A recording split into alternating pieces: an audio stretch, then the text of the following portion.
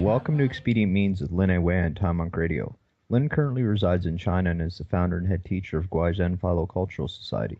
He has extensive experience in Buddhist and Taoist meditation, Qigong, martial arts, and traditional Chinese medicine. To learn more about Lin, please visit his website at www.guizhenhui.net.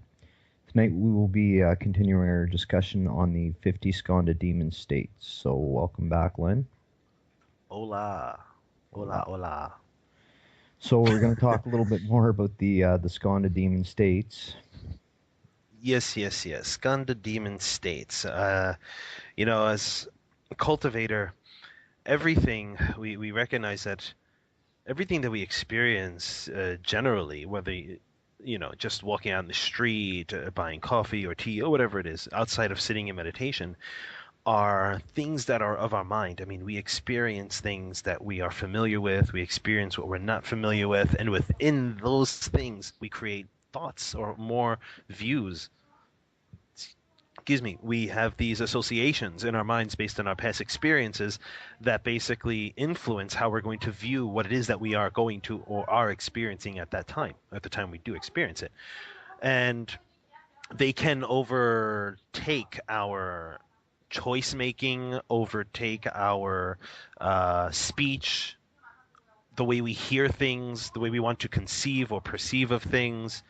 And these things, when they influence the mind and take you off of a certain state of stillness, but that doesn't mean you sit there still and you have no reaction whatsoever. It just means that you're not being taken by all these things out there with your reaction. What about say building up expectations, kind of would fall still false? It's all false thinking. We're expecting certain things to happen based on what we assume should be because of what is happening already. Hope people can follow that. I just wanted to let everyone know that I have in my office, I have students coming back and forth. This is the evening time and recording, so I have students running in and out of the office, maybe a little background noise, but just a heads up. Yeah. So I hope everyone got that before, because I'm not going to repeat it. So basically, it just boils down to that old saying, when you split up the word assume, it turns out to be you make an ass out of you and me. Watch your mouth, baby. Pretty much. You wake up in the morning, it's like 5 o'clock in the morning, you're ready to do your sitting meditation, and it's like, oh, I don't want to get out of bed. Oh, okay, I gotta get out of bed. You already start thinking about the things that you should or should not be doing or have to do. So you already have been taken by a state of laziness, a state of procrastination. Now you think, oh, how is that a demonic state?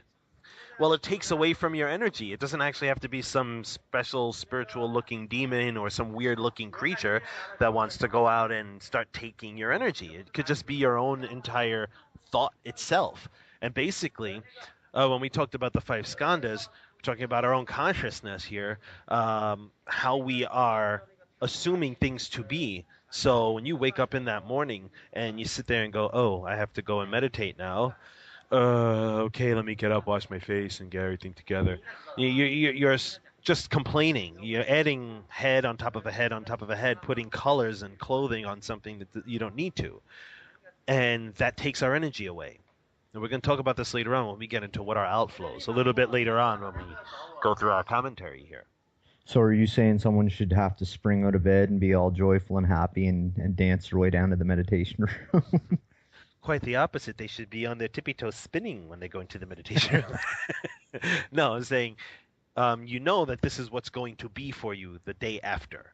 So accept it and just go to do what you are set to do. Like if I say, okay, 6 o'clock or 5:30, I'm waking up by almost 6:30, maybe 6:15, I should be out the door in the park practicing Tai Chi Chuan.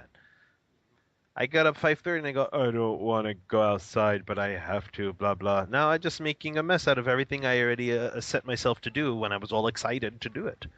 Why have to take energy away from me? All the energy I put into complaining or thinking about what I'm going to be doing and adding more ideas upon it, could all that energy wasted could go to me actually getting up and just going ahead and doing what I have to do and applying mindfulness to it. So Why instead does of it? putting my essence, energy, and spirit to everything else, why don't I put it to what I was actually intending to do anyway, which is just focus on what I have to do. It reminds me of that Nike slogan, "Just do it." Just do it. Don't think about it. Of course, I mean, if it's just do it where you're gonna go and kill a rabbit to eat some dinner, I would second guess myself. Yeah. Okay. True enough. So again, maybe we should tell people what text we're working with here and how they can access it. Maybe. Okay, great. This is the aspect of the Shurangama Sutra called the 50 Skandha Demon States. The Buddhist Text Translation Society has placed it into 8 volumes, and this is the 8th volume. And we're working off the commentary of Master Xuanhua. Okay, and this is very, very much accessible online. You can Google search BTTS Shurangama Sutra, and I'm sure you will find a link to all the volumes. If you don't want to type in BTTS and you feel a little lazy, you can type my website and try to find our online library, which has a few Buddhist sutras on there, including the Shurangama, guizhenhui.net. And yeah, you can find it on our library section. I believe it's there. I hope it's there. Got to check the website again. Or in the commentary, it discusses 5 skandhas, and I know there's the actual part of the Sharingam is called the 50 skandha demon states, but it lists 5, and they're form, feeling, cognition, formation, and consciousness. Yes. Okay, the reason why he's saying 50 is because look at the connection of the word skandha demon. Okay, and it's a state of the skandha demon. Skandha demon is a demon of the form, feeling, cognition, formation, or consciousness. It's not that there are only 50, but it's basically a combination of these 5 skandhas, okay, and how they relate with our own false thinking and our own afflictions. Just for the sake of saying 50 instead of saying 5 billion Skandha demon states. I mean, that's just an extra few words to write, and it doesn't sound right. It sounds too broad, and oh my God, 5 billion, 50 billion, 500 billion. Oh my God, I got to sit there and read all about 500 billion. No, you read about 50, maybe 100, and you get a general idea of how these things interrelate. And then you get an idea of how they can mix together and create 500 demon states, can create 5,000 demon states. It doesn't have to be 50. It doesn't have to be a 5 in there. It could be 20. It could be 11. It could be 0 demon states. It could be as much or any amount as you can imagine, because basically it's based on your own mind anyway. So what 50 was just a generality, a general number the Buddha gave, just to give people a foundation of understanding what the mind can do. And if it's not your mind, or if it is your mind doing all this craziness, what it does when it attracts the external influences to you. And if it's not that the mind is attracting external influences, it's just that you're getting a little somewhere in your cultivation, and external influences are going to come to you because it's like a moth to a flame. You got a bright light, and all these little things want to come around and try to suck it out of you. so Try to test your cultivation. are all these skandha states external, or are any of them internal? Just for the sake of saying, they are internal and they are external also. They can be based on a person's experiences, thoughts, false thinking, and viewpoints and attachments. And it can be those things that turn them inside, those things that influence them so much that they can't get a hold. Like your bad habits. Sometimes we have bad habits and we can't get a hold of it, and they overrun us. Anger can turn us into a state of superiority and make us believe that we are superior to the next person we're arguing with. And then what happens? We get into a state of being demonically superior to them. thrusting and forcing our will on them emotionally, mentally, creating all these ways to make us feel more empowered and make the other person assume that they themselves are inferior in every aspect whatsoever, just so we can not take the blame. You see, a demon state can just be that, our own false thinking and our own attachments and our own fears. And then, So we'll call it a demon, but generally it's just, we call it a demon because it takes away. It's selfishness, taking away from you. okay. So one of the first ones, I could have thrown you a few curveballs, but I'll leave it at that for now. So one of the first states it discusses in the sutra is sort of a state of self-satisfaction or satisfaction. Yeah, and you know what? Talking of accomplishing a little or accomplishing something and feeling like it's actually a great thing. And if anyone wants to check it out themselves, go online, research Qigong, research meditation and states, and you'll probably hit hundreds of forums. If you search through the pages, hundreds of forums that talk about how many people feel how great they are, feeling heat in the hands, feeling swirling in the dantian, feeling pressure in the top of the head, and they saw Mars or they saw some other distant solar system or galaxy, and they're awesome people. These are small little things, small little states. So some people who get very, very little accomplishment don't realize it's little accomplishment. They think that's the end all be all. And what happens is anything outside of that is false to them. Yeah, I know. Even myself, especially when I first started doing some of this stuff, you get little sensations, and it might just be, like an inner channel clearing or some, whatever minor thing, right? And your mind wants to take it and just run with it, like you discovered. But it's for our time now, in our modern time with all our info, that's kind of normal for people to feel that way because, oh, sorry about all the noise. It's normal for people to feel that way because all the books, or mostly a great majority of all the books out there about energy work and qigong and meditation, transcendental meditation, and all these other types of meditation, only speak of the peripheral or the basic experiences people get. So they think, oh, I got exactly what this supposed great master is talking about in this book I bought at Barnes and Noble's. Okay, or whatever bookstore is familiar in your community, and then they sit there and they pick up the book. Oh, in chapter 1 to chapter 6, he talks about these states. I felt those before. Wow, I must be as good as this teacher. And think that's it. This book is a great book because I experienced every single state this guy spoke about. Oh, this is wonderful. And then you're an expert, or the person feels that they're an expert on meditation because they feel they've experienced what the teacher or the author had spoken about, when in truth those are really basic experiences. When it comes to people doing standing meditation, they feel legs shaking and they feel heat thrusting, or they feel feet being heavy, prickling needle-like sensations into the bottom of their feet, the soles of their feet, pressure moving up the spine, almost like a cooling feeling once something hits to the top of the head and it goes over the body like a waterfall.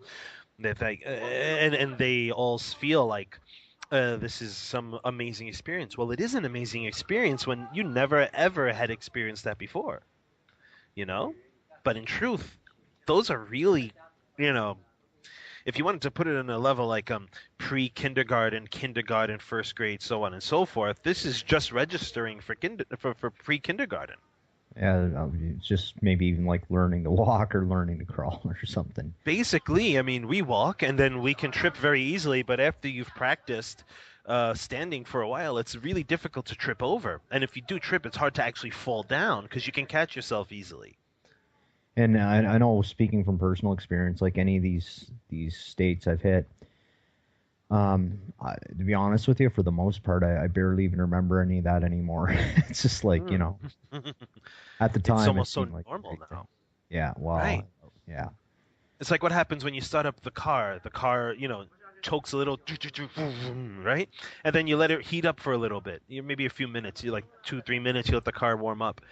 But that's something that has to happen every time before you put the car into gear, before you start driving it. You want to let it warm up a little bit, get the oils moving, warmed up a little.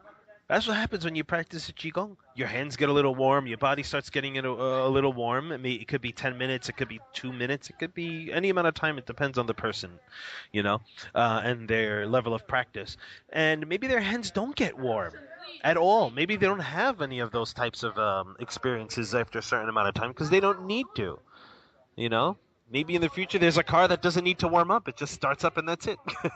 you know, but basically stating this is something that happens all the time. It's nothing extremely special, not even close to being close to the S in special. It's just okay. That's it. And I guess one of the negative things that could come of this would be you might be also sort of implanting false thinking in other people, right? Like if you go onto these cultivation forums on the internet and this guy says, well, I'm practicing standing meditation, I'm getting this and this result, and if you don't get it, then you're not getting anywhere, right? So Right. you could be doing damage to other people as well as yourself.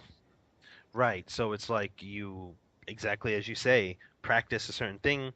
Maybe you feel like if the other person is doing standing and they're not getting these experiences, then they're not practicing the right standing, or they're not doing the right way, or practicing standing at all. You may consider it that way.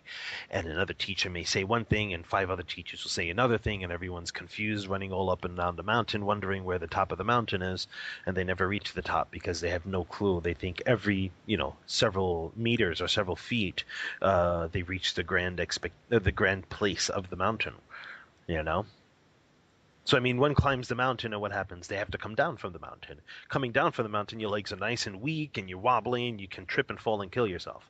If you actually anyone ever climbed a mountain in China? Some people have.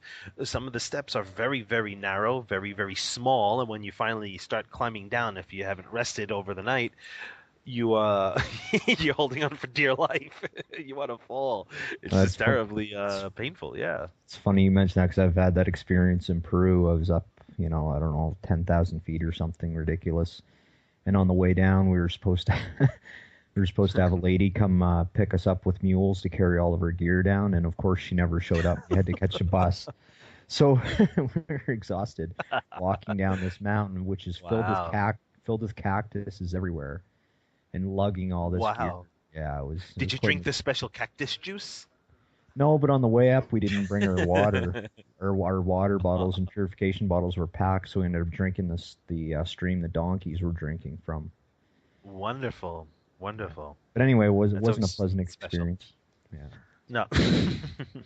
But all in all, when I teach students qigong or any type of anything in meditation, they're like, "What? Am I supposed to feel anything?" I always say, "I don't know. Are you supposed to feel anything? Why would you want to feel something? What if I told you you're going to feel like your arm is breaking off? Do you think it's something you want to experience?" That must really annoy your students. It does. They're like, "So what am I doing?" I was like, "You're really kind of crazy." I said, "There you go. You want something from me. I can't give you something from me. I have nothing to give you. You have to do this. And if you sit, maybe you'll get somewhere. I can't guarantee a person's going to get anywhere with any of the meditation that's on this planet or anywhere else in this universe for one reason only.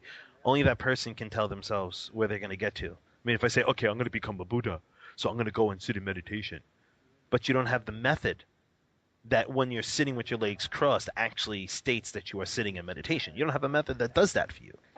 So how can you just do that? You know what I mean? Each person has things in their mind specific to their karma, specific to the conditions that make their life to be experienced the way they experience it. So one method for one person is not or may not be the right method for 500 million other people or 6 billion or 7 billion people. It's not certain that sitting in meditation with the tongue to the roof of your mouth, inhaling deep to the dantian, is going to give you a warm feeling in the abdomen. At least not the first few days. Depends on the person. The person's acceptable to the method, is accepting of the method in the manner of, okay, they try it and they're actually applying and they actually have the conditions in their mind that allows them to reach a certain state of concentration, then maybe they'll start feeling something. But what they feel, that's not my problem. It's how they handle themselves with what they experience becomes my problem, because they asking for me to guide them in their teaching, to be their teacher. I've, I'll throw this at you, and I don't know where you want to go with it. It might tick some people off, but I know in some of the cultivation forums or some of the people there want specific systems that have specific markers that say at X, Y is going to happen. What would you say to those people that are kind of looking for a system that's like that, or You know, does such a system even exist? okay, people can make such systems exist. You can make something be a certain way, but is it going to be that way for that person? Maybe that person would be sitting on a level 1 for like 5, 10 years, not even getting anywhere, because what was supposed to be level 1 practice or level 1 methods, okay, may not be working for this person. Maybe this person's mind is made up a little differently, and they have to have a specific type of expedient to bring those teachings of a level 1 whatever to that person's mind. So I'll have a student train with me, practice with me for the first 6 months. Depends on the student. They go very far. It's not me. It's them. They want it. They want to practice. So they'll be like, "What is this?" I said, "Holy crap! You've gotten this far so fast." And they go, "What do you mean?" I was like, "Well, I know it would take someone about 5 years, 6 years, and you're gotten this far in 4 months." And like, well, I can't even tell the difference between me now and me then. It's like the fact is that you're trying to tell a difference between you now and you then, and you don't realize that you then and you now was no different. There is no difference. You just assume there has to be a difference. That's the falsity. That's the problem with people in cultivation, is that they think they have to change. No, not change habits and not change character, but thinks that the whole entire world, the way they see the whole entire world, like if I see a keyboard in front of me, it's automatically going to change into some type of matrix-like essence, that they're going to see numbers and coding everywhere. And no, it may happen to somebody, but that's not a marker. That's why we say just drop all these markers. There are no markers, because it's really based on the person. Yeah, I've seen people get something, and in 1 month they're already getting prediction on when they're going to die in this lifetime. I just sit there with my mouth dropped and my eyes dropped, going, "Oh, okay, pretty damn cool, awesome." Some get rubbed on the top of their crown of their head, and they're going, I got this warm rubbing sensation on the top of my head, and I just sit there and I in my mind I'm going, "Wow, I'm so excited for them." But outside, I look at them and go, "Okay, good, whatever."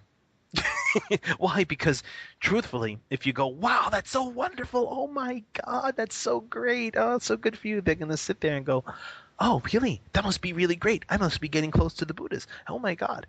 The fact is, they never were not close to the Buddhas. It's just their own perception of how they see themselves, this quote unquote self.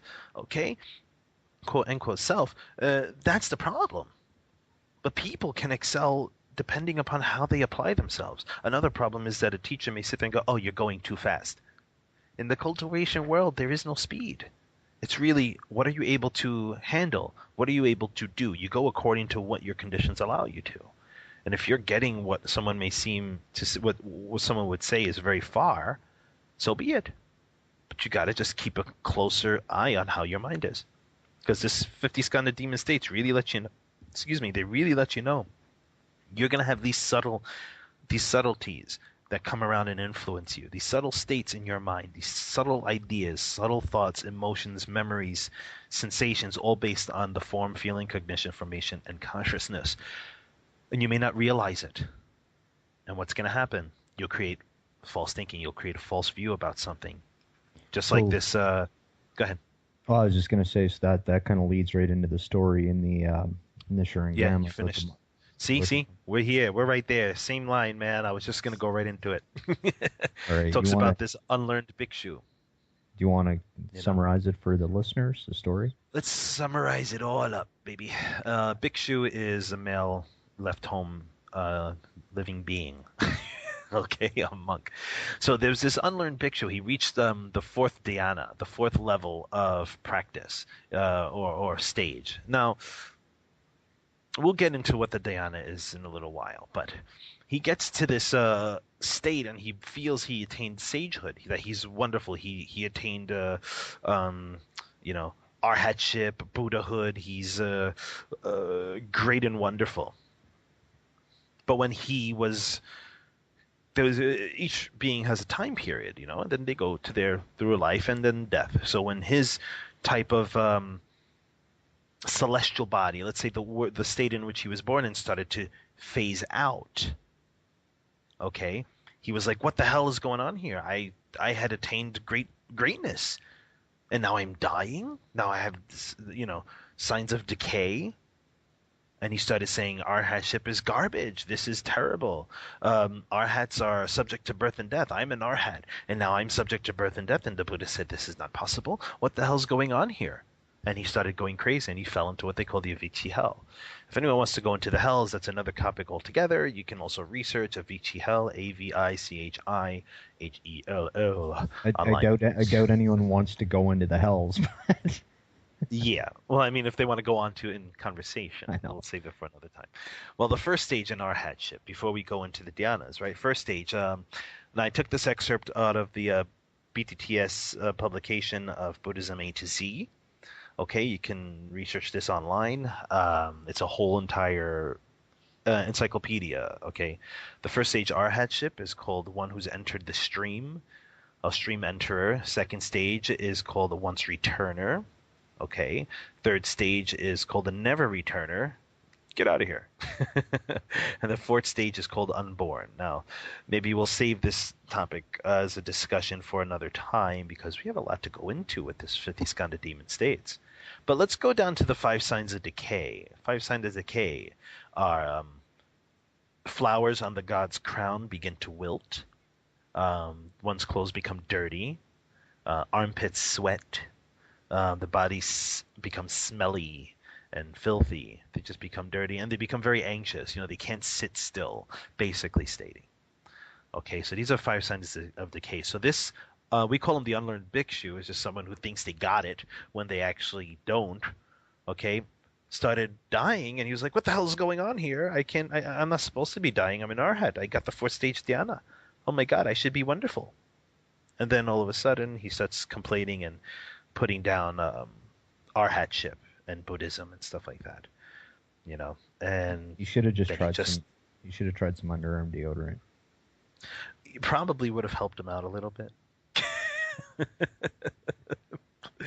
Okay, but it's just he got a taste of dhyanas, of the dhyana meditation, dhyana states, and then what happens? He realized it's not true, but he didn't actually realize that he didn't get anything. See, the first dhyana state is bliss born of separation. The second is bliss born of samadhi. The third is a wonderful happiness of being apart from bliss. And the fourth is clear purity of casting away thoughts. This is also out of the BTTS, Buddhism A to Z, basically. So if you research it, it'll go into what happens when you go and reach the first, second, third, and fourth dhyana state. But be very, very clear, these are not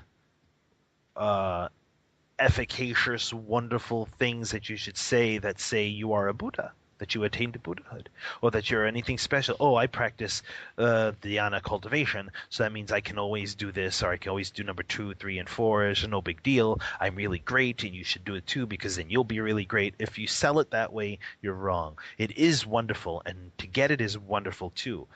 To really get into these states and realize these states is really good. But it doesn't mean you are a master. It doesn't mean you are God above gods or master of masters. It doesn't mean anything like this. Do not start tooting your own horn just because you sit and meditate and your internal breathing starts to go by itself and your lungs don't have to work at that time. So would you say the deeper you get into some of these meditations and cultivations, the stronger the danger becomes? Or is that sort of false? Not that way at all. The deeper you go into it, the only danger you have is one's own false thinking. Even just starting, or even just getting the wrong information right in the beginning, is already dangerous. Anything we do, if we turn on the TV and believe what we see on TV, that's dangerous. We just don't think it's dangerous because we don't see the end result of what it is. We don't see the end result of exactly what is happening to us at this moment. We only see what we only get a certain feeling and only see that satisfaction right now. We don't see how that influences us underneath the wavelengths of what we're experiencing. What people would call subconsciously. So if one person sits there watching commercials all day long, says, "Oh, I don't drink Pepsi, I don't drink Coca-Cola, I don't drink any of these soft drinks or whatever," and then you're watching a movie, and then all of a sudden a commercial comes on TV, and it's a soda commercial, and it happens a few times over the course of the evening. One of those nights, they'll go out and get a soda. Not because, oh, it's okay, once in a while I'll have a drink, a soda here and there, that's no big deal. But generally, they wouldn't do that at all. We get influenced by a lot of things all the time. I'm just not saying a cultivator cultivates and all of a sudden they're in danger because they're cultivating. That is not true. People are in danger, if you want to look at it that way, in danger whether you're a cultivator or not. Because we're still on the cycle of birth and death. We're still subject to our own thoughts and our own false thinking and our own senses. So the 50 Skandha demon states doesn't have to pertain to a person who's just sitting there doing his meditation trying to attain Buddhahood. It's anybody that has these feelings of accomplishment, of satisfaction over a small thing they did. Oh, I got a great thing today. I did a great project today. The person really liked me. The boss gave me a raise. Oh, I'm wonderful. And then 5 months later, CEO sells the company and they're stuck outside looking for money on the corner. So these 5 signs of decay are some of them metaphorical, like the part about the clothes becoming dirty. Like that seems like an odd one to have in there. Well, we're talking about their signs of, oh, what's this word in English? Come to me, it's so easy and I say it all the time. You know you've been in China too long when you forget your English. Yes. Defile. Things become defiled. Thinking becomes defiled. So it reflects on everything you do. So it reflects on your clothing. Because when you're, let's say you're in the celestial realms, you are in the heavens, you're born in the heavenly realms there, things come out of your mind. What you assume, what you would like, what you desire manifests. So what is now tainting your mind will start to manifest upon you, upon the physical manifestation of the projection of yourself. So your body, basically stating. Okay, so your clothes become a little funky. Things start to decay. You start to lower your vibration. It's basically this. If you're eating vegetables all day long and you're a vegetarian and you're not eating eggs or anything else and you're just all eating fruits, vegetables, nuts, vegetables, and all the fun stuff, I'm going to say vegetables again. And more vegetables. And more vegetables and you're sweating, you will have a very decent scent. I mean, I remember as a teenager, I used to eat fruit salads for breakfast, and I had so much strawberries over one summer that when I would go out and play sports, I actually sweated out a smell of strawberries. And all the guys were like, "What the hell? You put on strawberries, you freak?" They would make fun of me, and the girls loved it. They were like, "Oh, you smell so nice," right? But I didn't realize it, but when I would smell myself, take a whiff, I had a scent of strawberry. And when the summer passed and I started eating a little bit more heavier foods, I didn't have that strawberry scent anymore. I smelled sour. So you are what you eat. When you eat something, it comes out of you. You can smell like that. I always look back to my strawberry summer, I call it, because it was a time where I actually smelled like my fruit. I smelled fruity. So you can imagine that it raised the vibration. There was a higher vibration. When I had more energy, I was more excited. I woke up even earlier than 5:30 in the morning to do my 6 hours of practice early in the morning. So I had enough time to go outside and play sports with my friends and then come back home in the afternoon and do another 3-4 hours of meditation and then just do some reading or go outside even around 10 o'clock at night to see my friends and come back home and meditate some more until the next morning. So, I mean, I was really high up there, flying up there. But what happens? You stop, or you change that habit, and your energy becomes denser.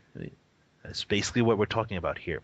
Energy level, the vibrational level starts to slow down, or starts to get heavier and heavier, and things start to change. I was just going to say, so many jokes are flowing into my mind as you were talking, but I had to bite my tongue.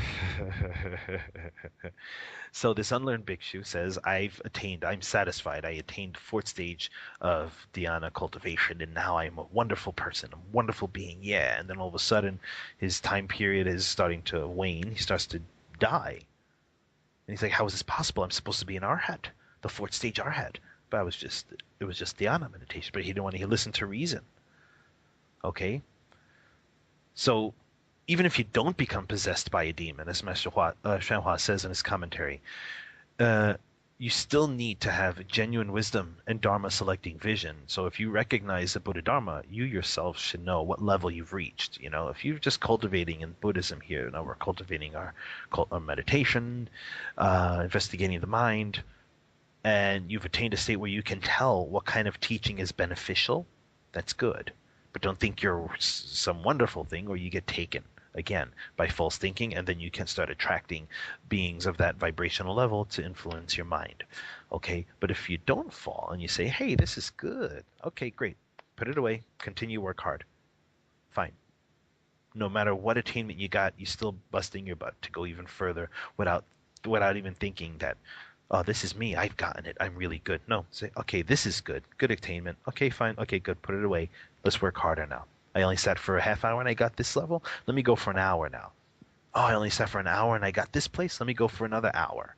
Oh, so you just keep pounding on the hours until something snaps, something breaks. You break the threshold of your habitual adding of hour and hour and hour, and all of a sudden you're sitting for 3 or 4 or 5 days. And when you finally get out of it, you're going, wow, that's pretty cool.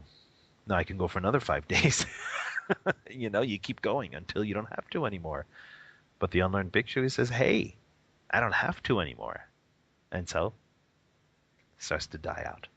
So one of the things it also mentioned is that he sort of slandered the Buddha and slandered his teachings, and then fell into the hell, the Avishi hell. Yeah, Avishi hell.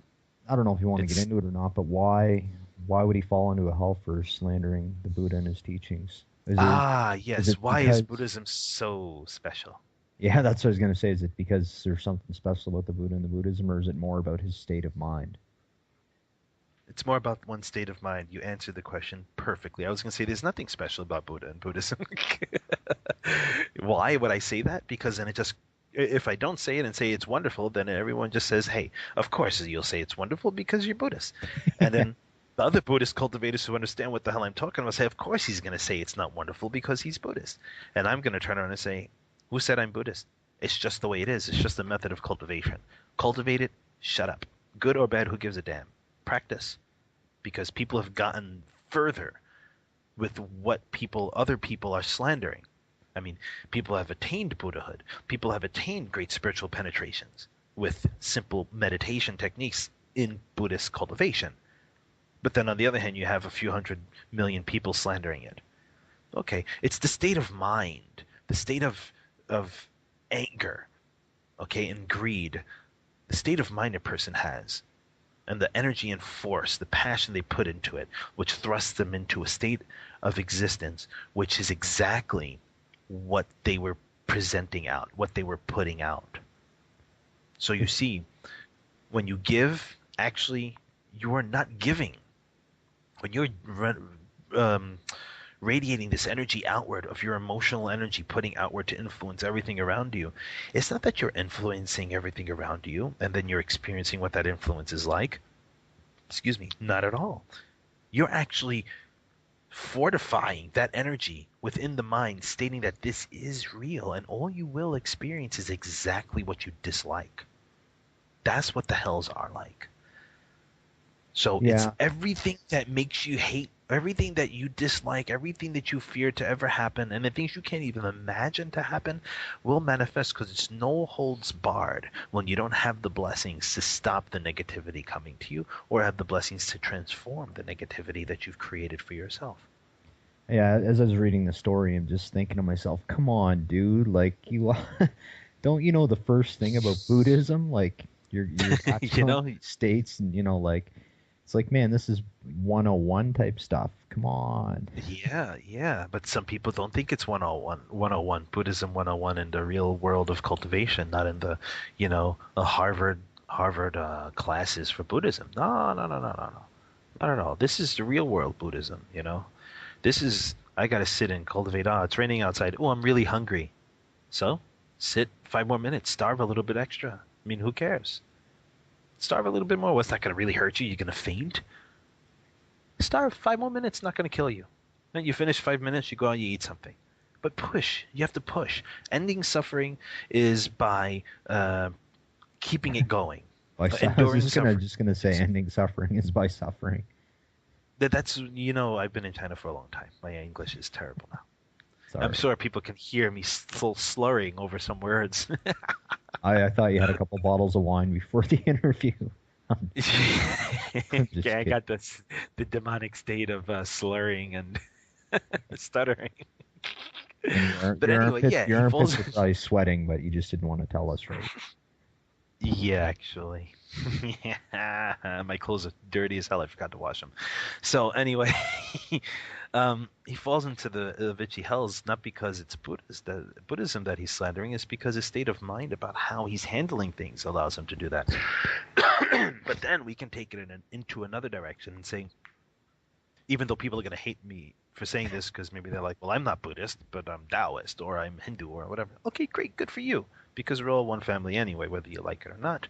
I see them as cultivation brothers. So, Buddhism, or Buddhist educational cultivation, or Buddhist cultivation, straight up, the methods present in Buddhist cultivation literally lay out the full entire scope of every single thing we assume is in existence.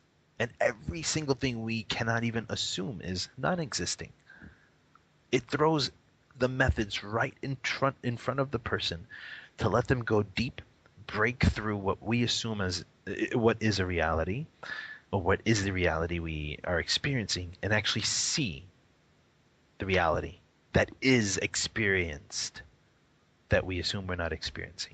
It's like getting into the stream between our illusory world and the world that is actually there that we've covered with all our false thinking. And it's not that once you attain this state of realization that the computer screen is no longer a computer screen and the table is no longer a table. No, it's nothing like that at all. That's just, movie magic right there. The fact lies in the state of this non-discrimination, non-separation, non-production. Now, I'm just throwing these words out there, and please don't use this as a marker. I'm just saying for the sake of getting a grasp on the overall core of what I'm saying, which is the methods present will always take you to the overall core of every single thing that we are experiencing in this whole entire universe. But people don't want to accept that. That's okay. Don't have to accept it. Not because I cultivate Buddhism. Not because I don't cultivate Buddhism. It's strictly because this is what I've come to know from it. You don't have to believe me. Go and cultivate it. I always say, people want to say, oh, but you don't know anything about Taoist cultivation, blah, blah, blah. Okay, give me a method. You tell me a method. Yeah, I practiced that before. I practiced it since 8 years old. Give me another method. Yeah, I was 11 years old and I got that method. Or I got something that can be said is equivalent to that method. Not that I practice everything you can't. All it is that when someone presents a method and another person can go and investigate the method, it's almost so simple. I mean, it's really so simple, the method and application itself. So I don't believe in advanced techniques. I just believe in the application of the person's mind, what they're able to handle. Okay, so when a person is slandering, or like this guy slandering the Buddhist teachings and the arhatship and all the levels and whatnot, that's his problem. It's not the Buddhist problem. That's his problem. The Buddha turned around and says, as Master Xuanhua says, in fact, the Buddha had said, you have not realized the fourth fruition of arhatship. If you had, naturally, there would be no more birth and death for you. Now, how could the 5 signs of decay appear? Okay, so it's like, if you don't realize it, the guy wants to say, I've attained arhatship, 4th stage arhatship, but why am I dying? That's impossible. I attained it, even though he didn't. He's trying to claim that he did, and there's a problem. He doesn't want to admit that there's a mistake because he got taken by his false views. So there's no reasoning with a person like that. You just got to whack them up a little bit, make them open their eyes. So maybe the Buddha's I was just going to say maybe that Rolling Stone song should be changed. Instead of I can't get no satisfaction, they should say you can get some satisfaction, but don't attach to it. There you go. Well, we're going to hear these kind of phrases like the 5 eyes and 6 spiritual penetrations. And these are perfect signs. I mean, if you want to look at a marker, just for the sake of saying, if a person says he's a Buddha, then they should have these specific things: the heavenly eye, the flesh eye, the Dharma eye, wisdom eye, and the Buddha eye. 6 spiritual penetrations would be the spiritual power of the heavenly eye, spiritual power of the heavenly ear, spiritual power of knowledge of past lives, spiritual power of knowledge of the minds of others. Number 5, powers derived from a spiritual basis. And number 6, spiritual power of the elimination of outflows. Now, because I said that, people are going to go and say, oh, I had 4 out of the 5, or I had 6, 3 out of the 6. I'm pretty close. No, because ghosts have 5 out of the 6. Demons have 5 out of the 6. Okay? No big deal. No big deal. So what? You got 5 spiritual penetrations. Okay, great. Demons can have that. Ghosts can have it. Who gives a damn? When you're a Buddha and you don't have any outflow whatsoever, good. And what are outflows?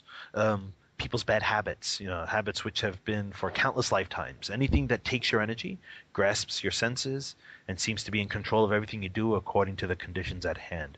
As well, their habits that simply take away from you, take away your essence, energy, and spirit. That which will basically overcomes the mind with uncontrolled thinking, doing, and speaking. So it's like, oh yeah, I don't have that. Great. And then you see a pretty woman walking by, and you go, wow, she's hot. Yeah, she got outflows, my brother. So even just thinking, you don't have to do the deed. It wouldn't arise. It wouldn't arise. Just a thought. Look, if it goes, ooh, coffee, you have an outflow of coffee? People think, oh, come on, that's so simple, that's so stupid, that's just like, it's not even, it's so vague, it's so, immaterial. How can you actually say that little statement has an influence? Because it came up. It doesn't mean you sit there all like a mute. It doesn't mean that at all. When you get that state, you'll understand what I'm talking about. When a person, cultivator, understands this, they'll realize, oh, it's not that I sit there dumb with nothing to say with my mouth open all day long. No! But you're not taken in heart. You're not taken in mind. You see a girl or a handsome guy walking by, your eyes don't stare. You're not grabbed with your eyes. You don't have thoughts of anything with that person. You don't have feeling of any type of sexual idea with that person whatsoever. You want to watch a TV show? Oh, I got to watch my favorite TV show. Oh, man. Oh, I don't have any outflows. You just finished talking to your friend on the phone. Oh, I'm free of outflows, man. Oh, yeah, definitely. Hang up the phone. Oh, got to watch my cartoons. Got to watch my TV. Got to play my video games. You just got that, ooh, I'm going with the flow, natural flow. That's the way to be. Be all with the flow and just, no. This thing doesn't, that's not with the flow. The actual thing that people mistake in the flow, that's not it. That is the flow of your one's outflows. Yeah, sure. The causes and conditions and going with that kind of stream, yeah, sure. That's going right with the normal flow of everyday life. That is actually ordinary. That's not extraordinary whatsoever. You want to talk in terms of extraordinary and ordinary. Now you start changing the flow. Cut out your outflows. Start changing your destiny. Yummy. You want to wrap it up on that note? Or is there anything else you want to touch on before we call it a wrap? I think we're good. After this, we're going to start touching on a lot, and we're not going to go as deep into full-out commentary in what we're doing, only because it's already there for you to read. Master Shenhua already put it out. What our little task here is to just shed some light on it by giving little bits and pieces about it, so people have a marker that goes, oh, let me go research in my book of 50 Skandha demon states and go see where I fall into category here. I tell you the truth, I've hit a lot of these demon states, man. That's terrible. But I was young and a little child and cultivating. You go up and down all the time, and you realize over time, you just keep realizing how to break free of these things. That's what cultivation is. Tilling the soil. You're raking the soil, getting all the bad stuff out, putting all some new stuff in, planting good seeds, and nourishing the field until all of a sudden fruit appears and you can eat it. And it's good fruit. And you smell like strawberries. Oh, yeah, I should never told you the story. Never let you live down. All right, That's well, right. Thanks again for joining us, Len, and thanks everybody for listening. And I'll close with a little quote here, and it goes like this: Satisfaction lies in the effort, not in the attainment. Full effort is the full victory. And that's from Mahatma Gandhi. Wonderful, wonderful, wonderful. Great. All right, thanks, Lynn. Thank you.